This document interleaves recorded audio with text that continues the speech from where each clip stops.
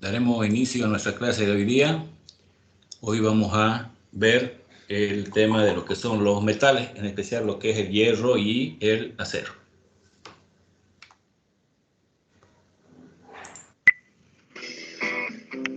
Muy buenas, soy Carlos Pañez y a continuación vamos a ver el tema de los materiales metálicos o los metales. Los materiales metálicos se conocen desde la antigüedad, incluso dando nombre a distintas épocas, como la edad de hierro, o del cobre. No suelen aparecer en estado puro, sino aleados con otros metales o con otros elementos no metálicos como el carbono. Se encuentran en la corteza terrestre y se obtienen mediante la minería. La metalurgia agrupa las técnicas necesarias para la obtención de los metales y su tratamiento posterior. A la parte del mineral que se extrae para obtener el metal se le denomina mena y el resto que sobra es la ganga. Las propiedades de los metales.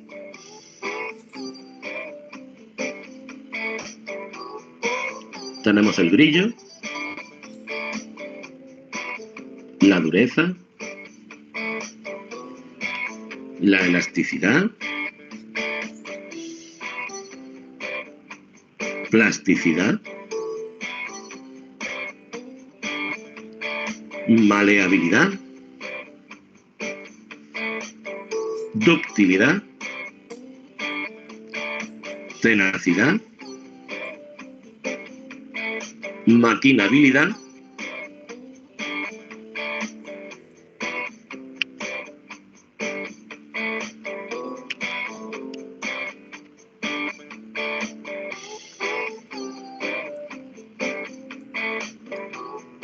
agilidad, resiliencia.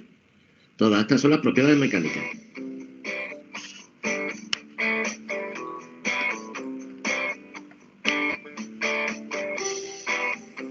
Otras propiedades son la colabilidad y la soldabilidad, ya que son buenos conductores del calor. Y estas son las propiedades térmicas.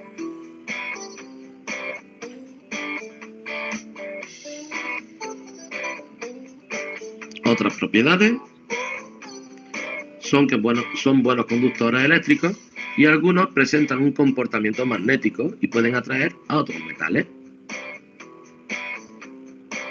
Estas son las propiedades eléctricas y magnéticas.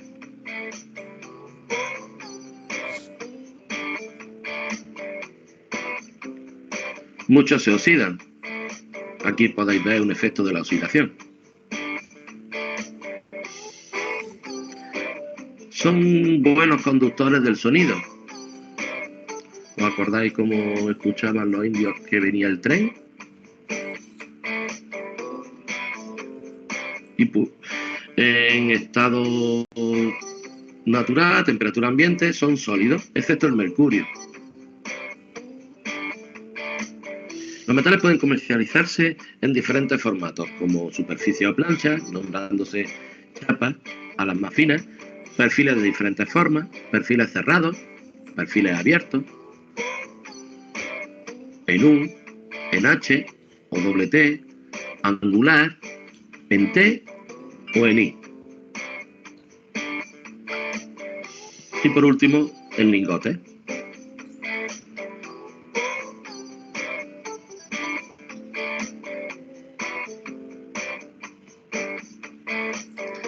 Pero, ¿cómo podemos clasificar los metales?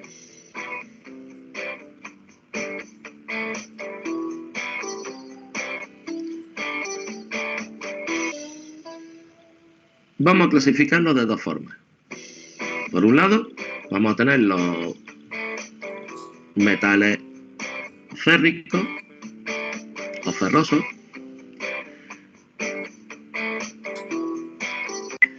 Y por otro, los metales no férricos o ferrosos. Dentro de los metales férricos nos encontramos con el hierro, el acero y las fundiciones. Y dentro de los metales no férricos existe una gran variedad, Pero nosotros nos vamos a centrar solamente en el cobre, en el estaño, en el aluminio y en el zinc. En función de la cantidad de hierro que contenga la aleación de los materiales férricos, los podemos clasificar en el hierro, que aparece en la naturaleza formando parte de muchos minerales, a partir de los que se puede extraer, y lo encontramos en minerales como los hematites, la magnetita o la siderita. Tiene un porcentaje de carbono entre el 0,008 y el 0,03%. En estado puro, es blando, dúctil y maleable, se oxida fácilmente y es frágil. Se utiliza principalmente para la fabricación de electroimanes y de transformadores.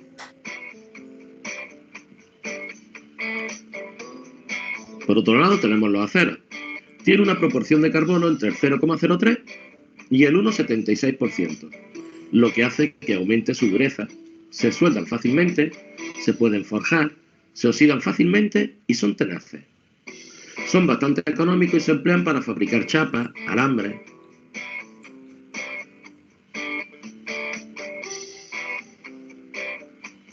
Carrocería.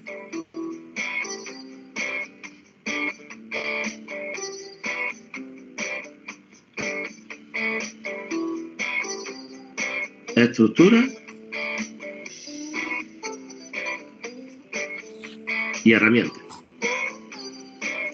Los aceros aleados tienen otros elementos en pequeñas proporciones, como el níquel, wolframio y el cromo, que los convierten en inoxidables y más resistentes, fabricando herramientas y material quirúrgico.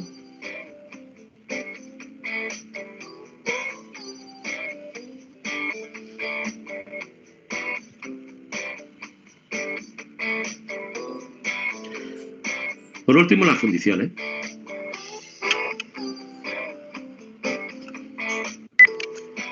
Tienen una proporción de carbono entre el 1,76 y el 6,67. A partir de este porcentaje, obtenemos los grafitos. Son resistentes a la corrosión, fáciles de moldear, más frágiles y menos dúctiles, y son difíciles de soldar. Se emplean en motores, tapas de alcantarilla, farolas, y también se realizan fundiciones aleadas. Los metales no férricos. Por un lado tenemos el cobre. Se obtiene a partir de la calcopirita, la cuprita y la malaquita. Es muy buen conductor del calor y la electricidad, muy dúctil y maleable, y fácilmente conformable.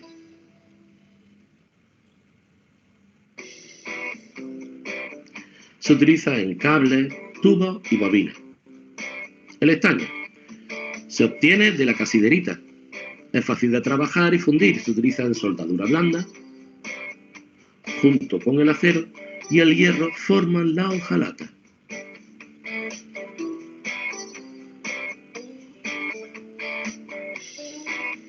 En aleación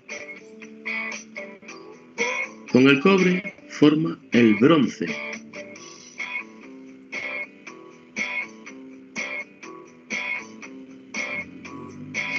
El aluminio se obtiene de la bauxita.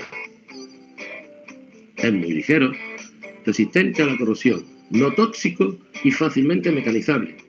Se utiliza en latas de refresco, en cables de alta tensión o fuselaje de aviones. El zinc se obtiene de la blenda. Es maleable, dúctil y muy resistente a la corrosión. Su aleación con el cobre se llama latón. Se emplea principalmente para proteger a otros metales. Existen muchos otros metales, no férricos, pero solamente he nombrado a los 4 más destacables. Cuando trabajamos con metales, es necesario conocer las técnicas de trabajo y las herramientas más adecuadas para conseguir buenos acabados. Para medir y para trazar utilizamos la regla, la escuadra y el compás de puntas de acero.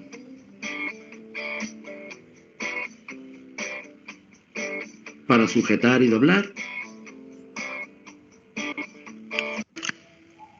es importante usar los guantes y se utiliza el gato, el tornillo de banco y para doblar, los alicates. Para cortar, usamos las tijeras de chapa o la sierra de metales. Con el taladro y las brocas para metal obtenemos agujeros de diferentes diámetros.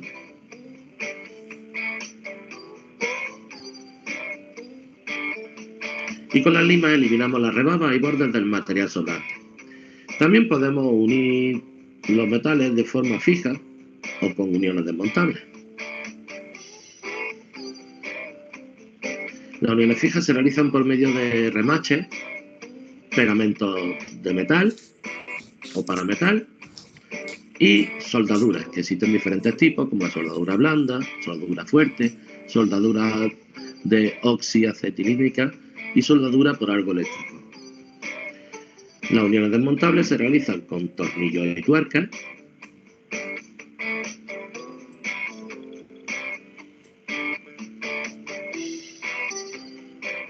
o con pasadores.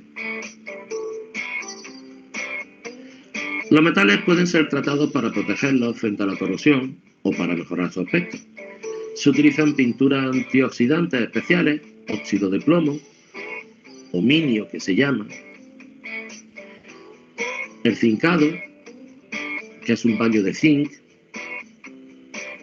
y el galvanizado, que es una electrólisis del zinc sobre el acero. Para mejorar el aspecto del acero se cubren de una chapa superficial de óxido abrillantado llamado pavón. Esta operación se llama pavonado. Otro tratamiento es el cromado, donde se deposita una capa fina de cromo metálico que se suele aplicar en grifería. El planeta es de todos, pero la decisión de cuidarlo es tuya. Hagamos tecnología.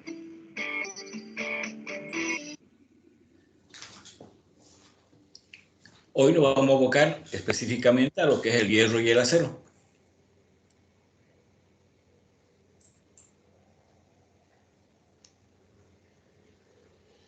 El hierro se encuentra en la abundancia en la naturaleza, en estado óxidos o en carbonatos o en sulfuros.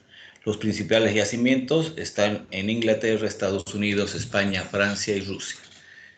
Este material se trabaja o se funde en los llamados altos hornos, consiguiendo así el hierro colado, cargado de carbonato o de carbono, y se genera en base a estos hornos el hierro en estado puro o el hierro o el acero en su estado natural. El hierro es un material blando, azulado, abundante en la tierra y ha sido usado desde remota edad en la vida del ser humano. Es un material tenaz, se conoce la mayoría de sus propiedades, es un buen conductor del calor y de la electricidad básicamente. Dentro de sus características, su símbolo es Fe, su número atómico 26 y su masa está en 55.85. Como dijimos, sus principales cualidades, la ductibilidad, la maleabilidad y la resistencia. El hierro en su estado natural se encuentra en la corteza terrestre, formando, como dijimos, en un 0.08% de carbono en su estado natural, formando óxidos en base a magnetita y hematitas, carbonatos, sulfuros y silicatos.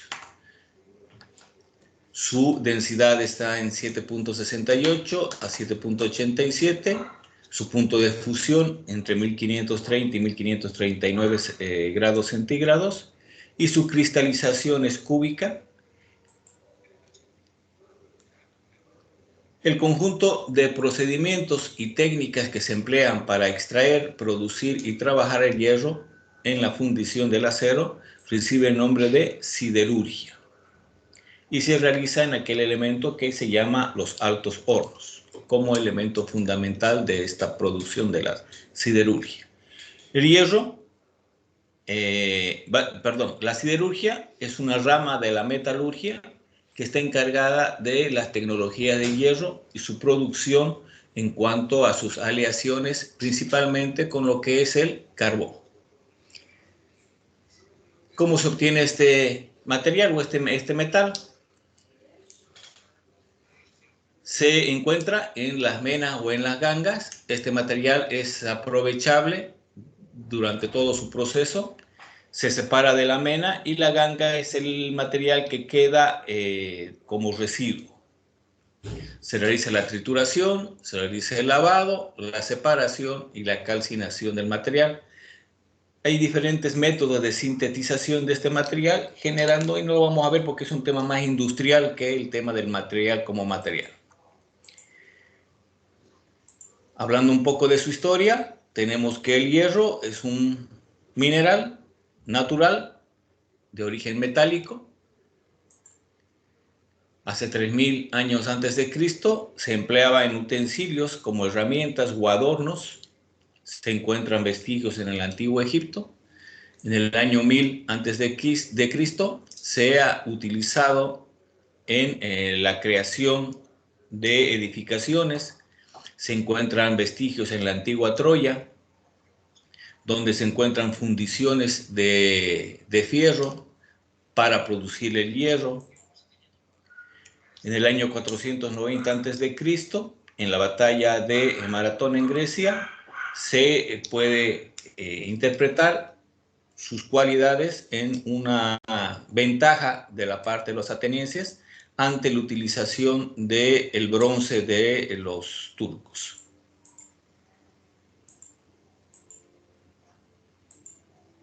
En el año 1000 a.C. se cree que se comienza a fabricar el primer acero en base a el carbón vegetal como material de incorporación de carbono.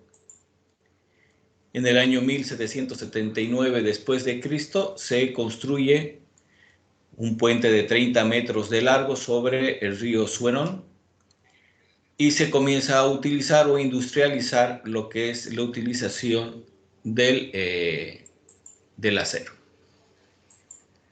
En 1819 se fabrican los primeros laminados en Estados Unidos. En 1840 se comienza a producir lo que se llama el hierro dulce, material maleable, comenzando a desplazar el hierro original, fundiendo perfiles laminados. En 1848, un fabricante, William Kelly, fabrica el acero en base a un proceso llamado Wassenhoff en Estados Unidos. En 1855, Henry Wassenhoff consigue la patente para la fabricación del acero, generando con ello la industrialización de este material y el uso en la construcción. En 1870 se fabrican grandes cantidades de acero en base a incorporación de bajo carbono. En 1884 se comienzan a utilizar las vigas en I o la I estándar, especialmente en Estados Unidos, produciendo así las primeras compañías de fabricación y utilización del hierro en la construcción. En 1889 se construye la Torre Eiffel, 300 metros de altura, en base a un hierro forjado, y se genera el proceso de industrialización del hierro y del acero.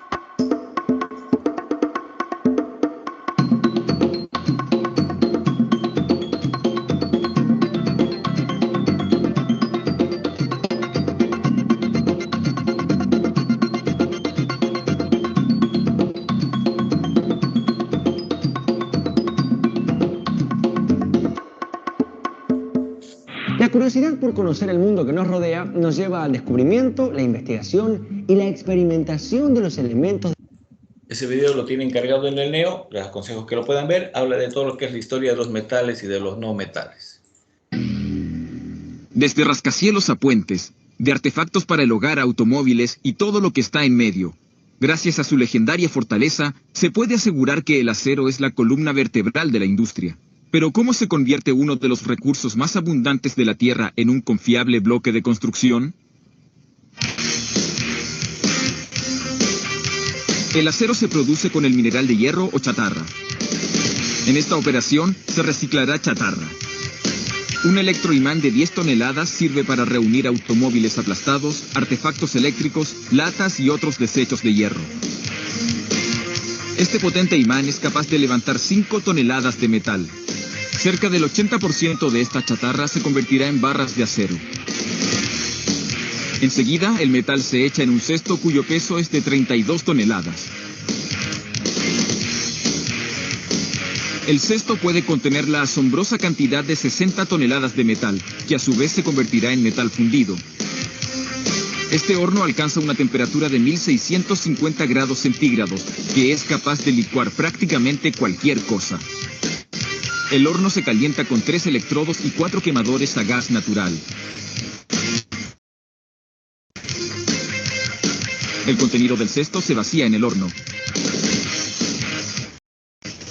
Los trozos de metal entran en contacto con el acero fundido y un sistema de ventilación extrae el humo que se produce.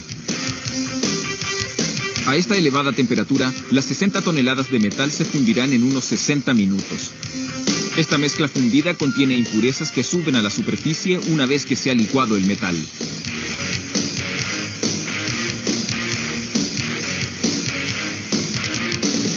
En esta etapa, un obrero recoge una muestra de acero para determinar su composición química. Luego, un pitón inyecta oxígeno en el metal fundido. Esto reduce el nivel de carbono, lo que a su vez homogeneiza la mezcla y acelera el proceso.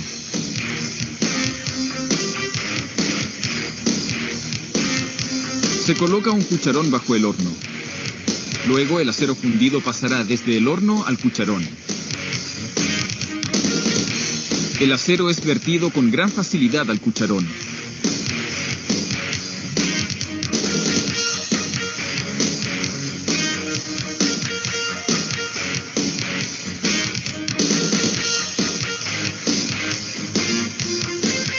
El cucharón pesa 55 toneladas y contiene 115 toneladas de acero fundido.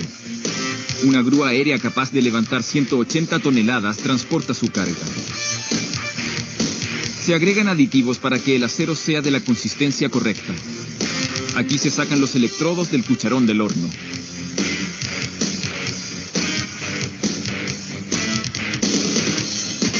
Ahora, un obrero abre las boquillas vaciadoras del distribuidor.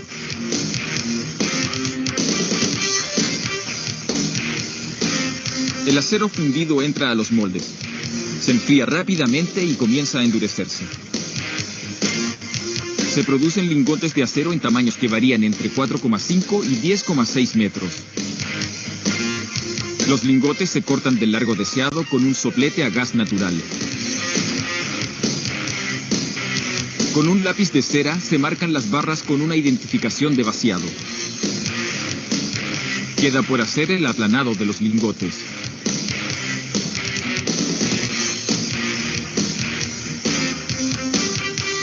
Antes de comenzar el aplanado, los lingotes se meten en el horno y se recalientan durante 2 horas a 1095 grados centígrados. El eyector de lingotes se enfría con chorros de agua. Los lingotes se colocan sobre el aplanador y son comprimidos por poderosos rodillos. Esta operación les da el tamaño y la forma deseados. Rodillos enfriados con agua aplanan los lingotes.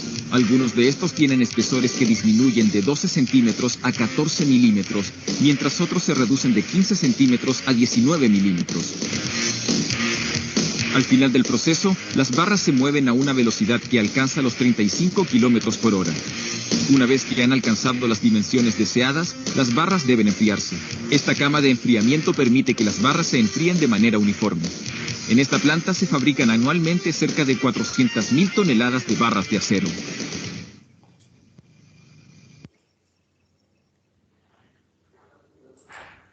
Las materias primas para la fabricación del hierro son los minerales ferrosos, óxidos de carbonatos, sulfuros y silicatos, los elementos fundentes que se encarguen de generar el punto de fusión ideal, como los fundentes en base a ácidos y los fundentes en base a básicos, ¿verdad? Y el combustible, que puede ser de variada procedencia, puede ser coque, puede ser carbón vegetal, carbón mineral, combustibles líquidos o combustibles gaseosos como los gases.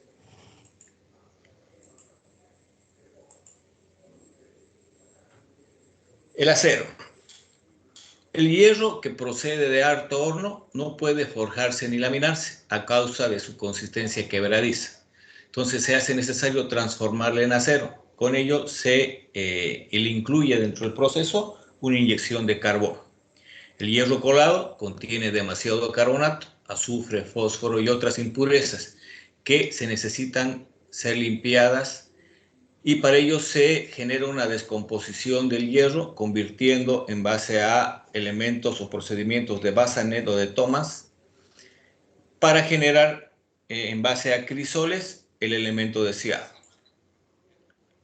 El acero puede adquirir otras propiedades cuando se lo junta o se lo añade a esta composición cromo, wolfranio, níquel u otros metales para conferirle diferentes características o propiedades adicionales como elasticidad, resistencia, etc.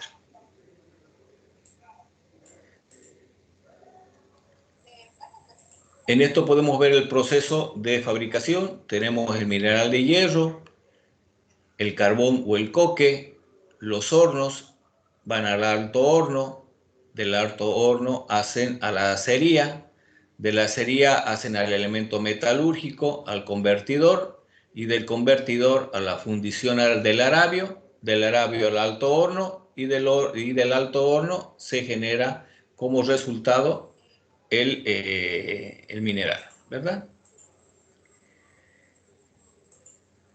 Dentro del proceso de fabricación tenemos primero que es la preparación de las materias primas. En esta etapa se descargan, clasifican y almacenan los materiales o las materias primas necesarias para la elaboración del acero, que básicamente, como dijimos, es hierro, caliza y carbón mineral.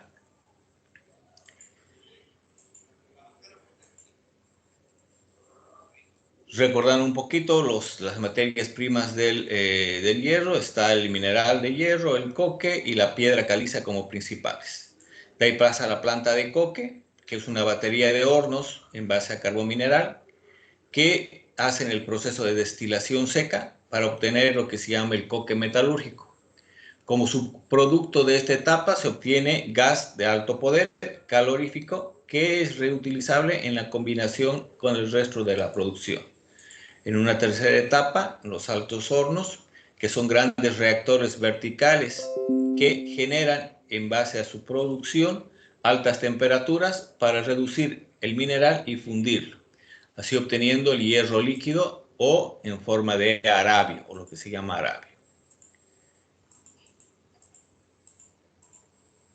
Enseguida vamos a ver lo que es alto horno, lo vamos a pasar rapidito.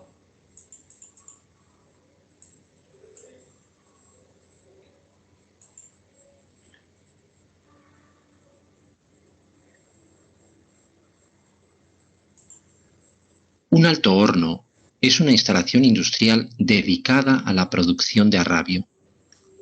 El arrabio es un material que está formado prácticamente por hierro metálico y contiene entre un 2 y un 4% de carbono. Este carbono le proporciona un punto de fusión más bajo que el del acero, pero a la vez una gran fragilidad. El alto horno es el elemento central de una instalación de siderurgia integral, es decir, una instalación industrial que produce acero a partir de minerales de hierro. Por otra parte, existen multitud de acererías que producen acero directamente de chatarra férrica. En España, hace más de 2 siglos que existen altos hornos. Se han llegado a construir en puntos tan distantes como Marbella, Sevilla o Almería en el sur, o Liérganes, La Cavada, La Felguera o Mieres en el norte. Durante el siglo XX ha habido 3 puntos con una gran actividad siderúrgica: Sagunto, en Valencia, Asturias y el País Vasco. En la actualidad, tan solo sobreviven 2 altos hornos en la localidad asturiana de Beriña, cercana a Gijón, propiedad de la multinacional ArcelorMittal. Un alto horno es un horno de cuba, es decir, un horno de gran altura y pequeño diámetro. En la parte superior del horno se encuentra el tragante, el elemento que permite la entrada en el interior del horno de todo lo necesario para producir arrabio, es decir, mineral de hierro, carbón de coque y fundente, piedra caliza. Este tragante dispone de una válvula que impide la salida a la atmósfera de los gases del horno. En la parte superior de la cuba se encuentra la boca. La parte central sería la cuba propiamente dicha. Y poco más abajo se encontraría el vientre, el punto en donde se unen los dos troncos de cono. Por debajo del vientre se encuentra la zona denominada étalages, palabra de origen francés. Y por debajo de estos, el crisol. El crisol es esa parte del horno en donde se concentran el arrabio fundido y las escorias fundidas. En esa zona de separación entre crisol y étalaje se encuentran las toberas, tubos por donde se inyecta aire caliente a presión que aviva la combustión. Estos tubos cogen el aire de un anillo que rodea el horno. En la parte del crisol, cercana a las toberas, se encuentra la bigotera para la escoria, que es el canal que permite la salida de esta escoria fundida, formada por silicatos de calcio, hacia los cucharones y los cubos, que después permitirán su extracción del alto horno y su eliminación. En la parte opuesta del crisol se encuentra la piquera para el arrabio, que descarga el arrabio o bien en grandes calderos o bien en vagones torpedo. Estos torpedos son depósitos aislados mediante ladrillos refractarios que impiden que el arrabio se enfríe en su viaje desde el alto horno hasta la acerería. La acerería puede estar a una distancia de algunos kilómetros de esa instalación del alto horno.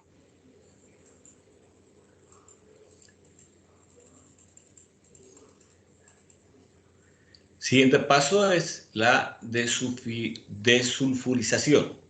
Una vez transportado el material a la acería, el arrabio se vacía en cucharas o recipientes donde se realiza la desulfurización, eliminando el azufre mediante inyección de calo-magnesio. El azufre queda retenido en la escoria y las emisiones de gases son capturadas por un eficiente sistema, generalmente limpiadores de gas. En un quinto procedimiento, quinto paso, están los convertidores de oxígeno. En esta fase se refina el arrabio inyectándole oxígeno de alta pureza y se ajusta el contenido de carbono y se agregan ferroaliaciones para aportar características básicas a cada tipo de acero que se esté fabricando. En el sexto paso, que es la colada continua, previo al ingreso de la colada, se realiza un procedimiento de ajuste metalúrgico en base a temperatura y la limpieza de impurezas y un colado del acero que ingresa.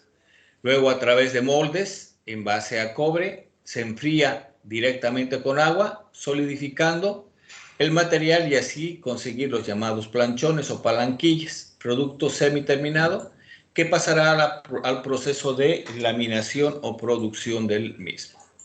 En la laminación, a partir de las palanquillas, se inicia un proceso de laminación para obtener una amplia gama de productos. La palanquilla son procesadas en barra, donde se someten a sucesivas etapas de laminación, y el producto final son barras rectas o rollos lisos, según el uso o la finalidad que se le quiera dar o se le quiera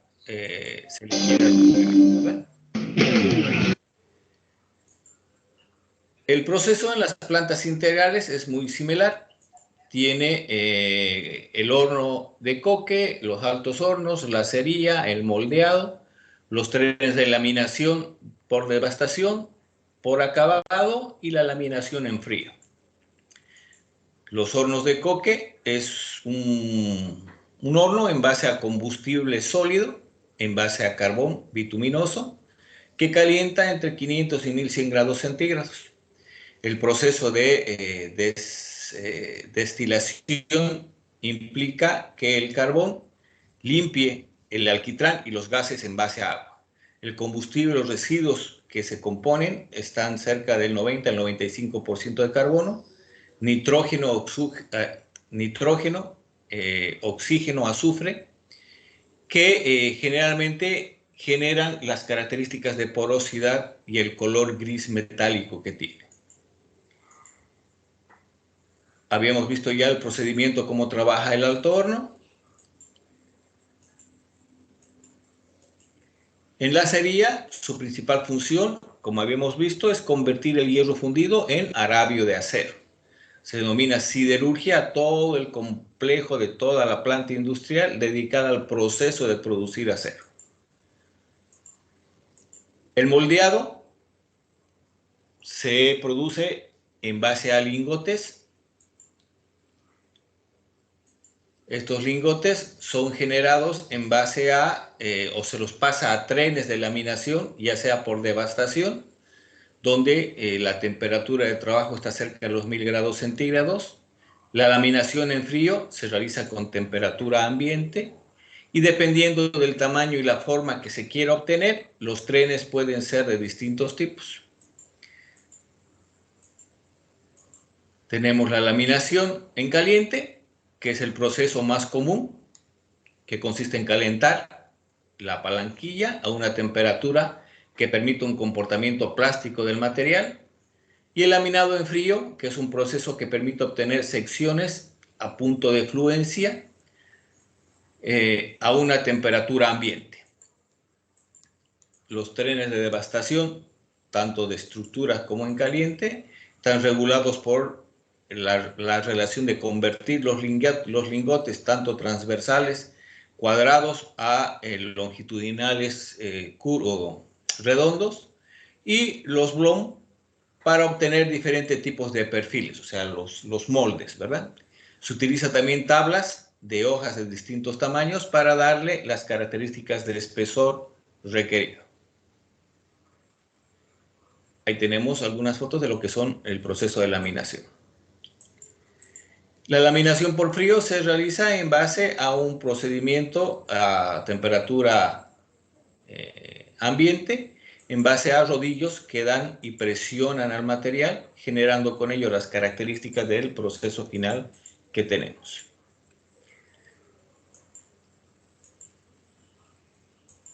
Hay dos procesos principales de fabricación, que son el convertidor de Basenet y el horno de Siemens-Mertin. Son procesos industriales que no lo vamos a ver al detalle.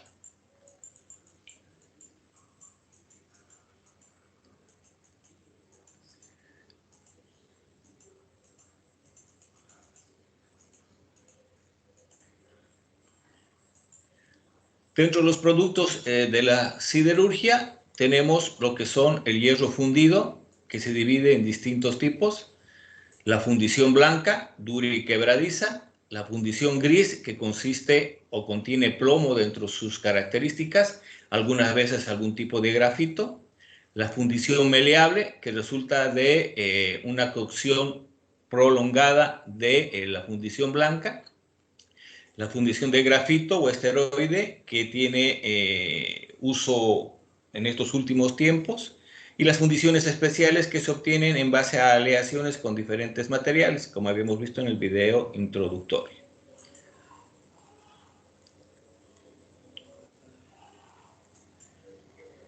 Los aceros podemos clasificarlos en aceros al carbón, que se dividen en extra dulces, dulces y semidulces, y aceros especiales, que dependen y varían de acuerdo a la aleación que se han comprometido en su fabricación, que pueden ser con wolfranio o cromados, o aleaciones especiales como los perlíticos y los ausentíticos, ¿no?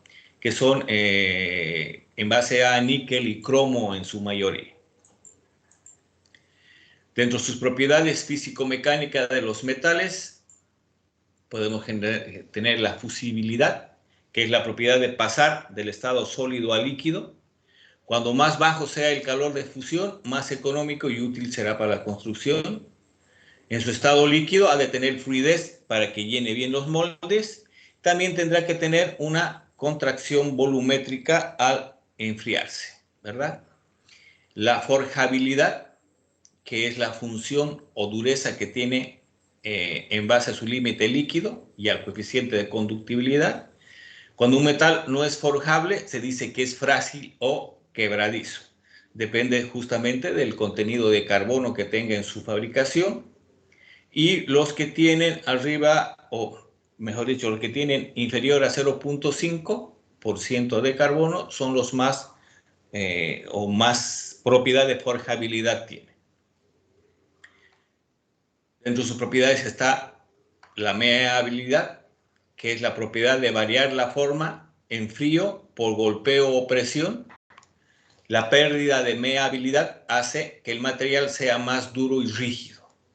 El procedimiento para deformar un material en frío se hace en base a algunos otros materiales que generan la presión y generan la meabilidad o darle la forma que uno quiere. La ductibilidad, que es la propiedad de los metales a alargarse en una de sus direcciones, que está directamente relacionada a la función de tenacidad que tiene, dureza y límite elástico. Y los metales más dúctiles son aquellos que son más preciados en el tema de la construcción. También tenemos su tenacidad, la resistencia a rotura por tracción debido a las fuerzas de cohesión de sus partículas. El carbono aumenta la tenacidad en el hierro y el azufre la disminuye en su producción. La oxibilidad, que es la capacidad de un metal para que al combinarse o mezclarse con el oxígeno produce o forma óxido.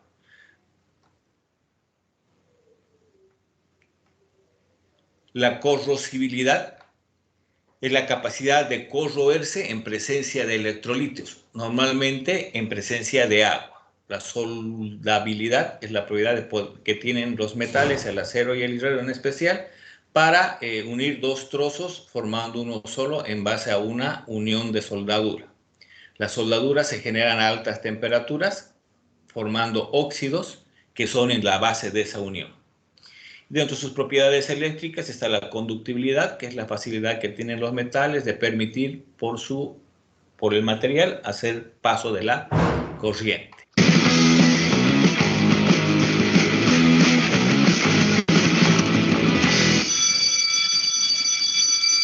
Hola amigos, yo soy Mario Carreón y los invito a que aprendamos juntos sobre un tema muy interesante: propiedades de los metales.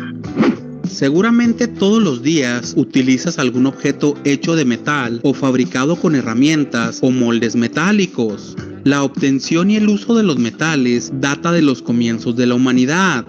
Existen alrededor de 80 metales diferentes con aplicaciones muy diversas. La mayoría proviene de los minerales, los cuales son sustancias elementales o compuestas presentes en la naturaleza en depósitos conocidos como menas. La metalurgia se encarga de extraer los metales de las menas mediante procesos químicos y físicos, y también de producir aleaciones. Una aleación es una mezcla homogénea de dos o más elementos, de los cuales al menos uno debe ser un metal. Los metales más abundantes en la corteza terrestre, presentes como minerales, son el aluminio, el hierro, el calcio y el magnesio. Casi todos los metales son sólidos a temperatura ambiente, brillantes, densos, duros, buenos conductores de calor y la electricidad. Se deforman con facilidad y la mayoría se funde a altas temperaturas. De estas propiedades, la conductividad es la que más nos sirve para distinguir si un objeto está hecho de metal o no. Todas las propiedades que hemos mencionado anteriormente hacen que los metales sean especialmente valiosos y útiles para la vida moderna, así como lo fueron el desarrollo de las culturas antiguas. Propiedades de los metales. Basta con ver a nuestro alrededor para percatarnos de todo lo que se construye con metales: medios de transporte, herramientas, edificios, maquinaria, cables, utensilios de cocina, monedas, joyas, prótesis, artículos escolares, armas, envases, objetos de arte, juguetes, aparatos para comunicaciones, tanques para almacenar gases y muchas cosas más. El uso que se le da a cada material metálico está relacionado con alguna de sus características. Veamos cuáles son sus propiedades. Maleabilidad. Esta propiedad se refiere a la posibilidad de deformar un material hasta formar capas muy delgadas sin que se rompa.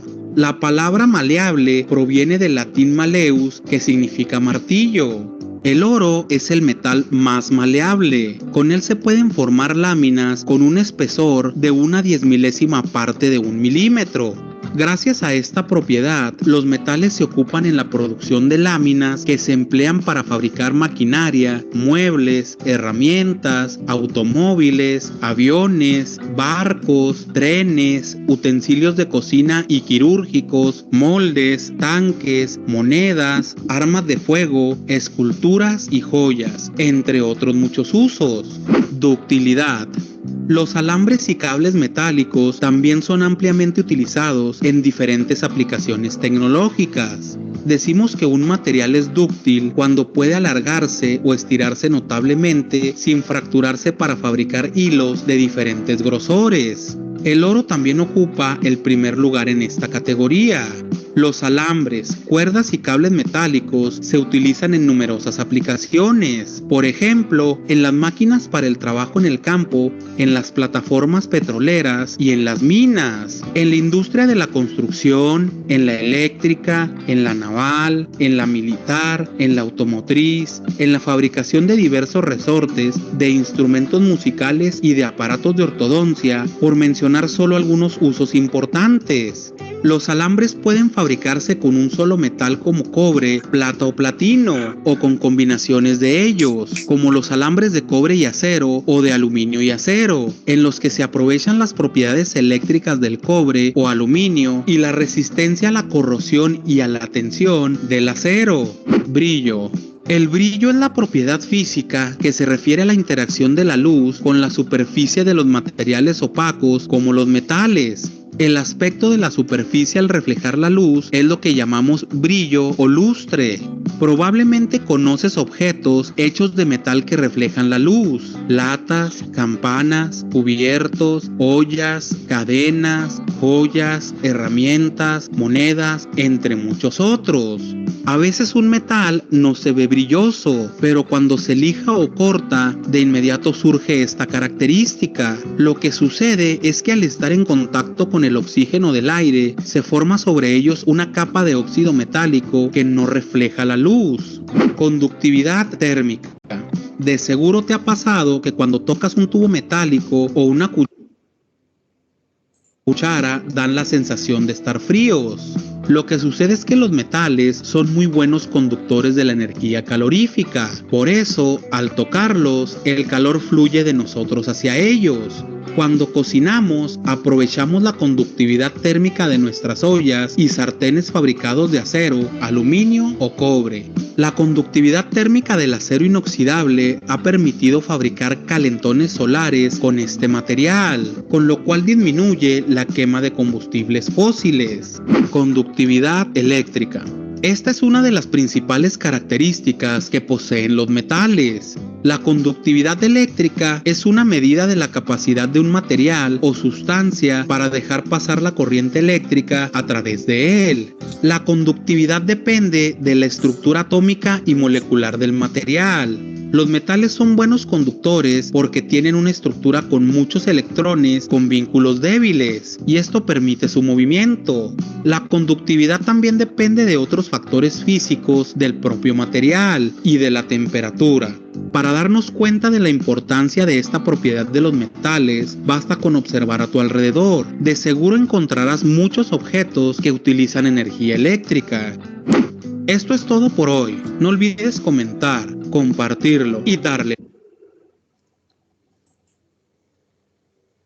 Dentro de la morfología comercial de los aceros para la construcción tenemos aquí lo que son los semiconductores. Generalmente en su composición o su presentación de lingotes, de trochos, de latones o de la famosa palanquilla. dependiendo de las características necesarias que tenemos.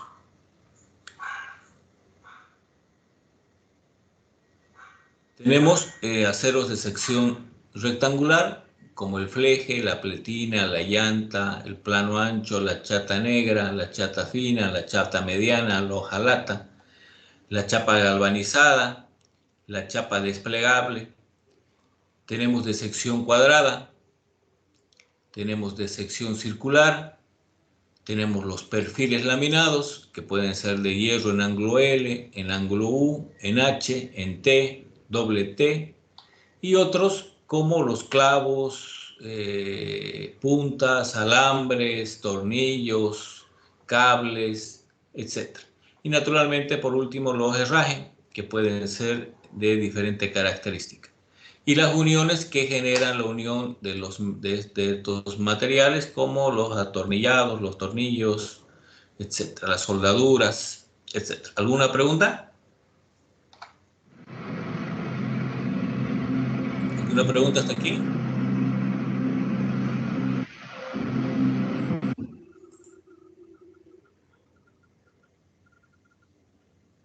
Jóvenes.